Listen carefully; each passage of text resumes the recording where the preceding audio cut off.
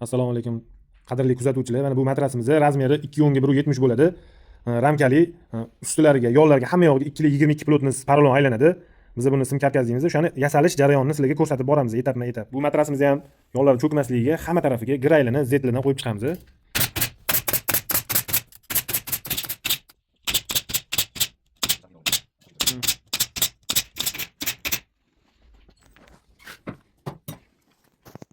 Bu matrasimiz ustidan yana 2 qavat kavralar uriladi.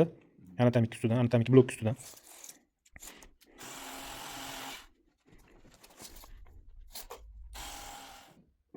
Bularni hammasini klaylab olish kerak ekanda. Albatta. Bu kavralar o'ynab ketishi mumkin-da.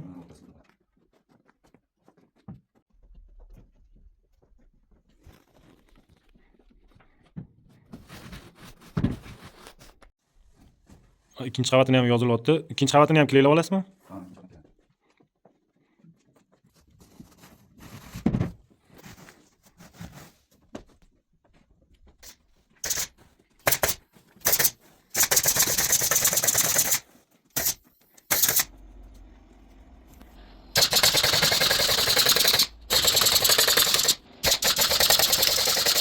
O'sha 210 ga 170 ana tam sim karkazli matrasimizni parallon yopishtirish jarayoni. Bu blok 210 ga chiqmasligini hisobiga bir yoq tarafiga ham, ikki yoq tarafiga ham 5 lik parallondan yopishtirib razmer chiqarib olinadi.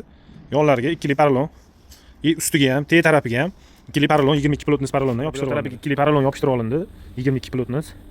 Ikkinchi tarafini yopishtirishdan oldin bu yoq tarafini materialni tikib olamiz. O'shanda bitta ish bo'ladi. Matrasimizni yon taraflariga mana barxtli materialni qo'yganmiz, ustiga jakart HB materialimizni qo'yganmiz.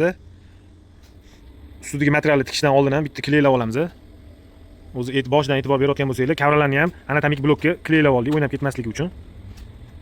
O'zi har bir videoyim izohida sifat va mas'uliyat deb yozaman, bekorga emas. Har bir ishga mas'uliyat bilan yondashishga harakat qilamiz.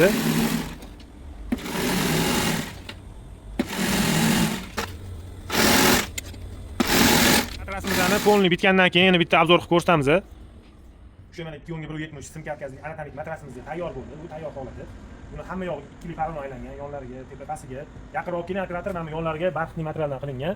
Usti jakartli material, HB jakart material deyiladi.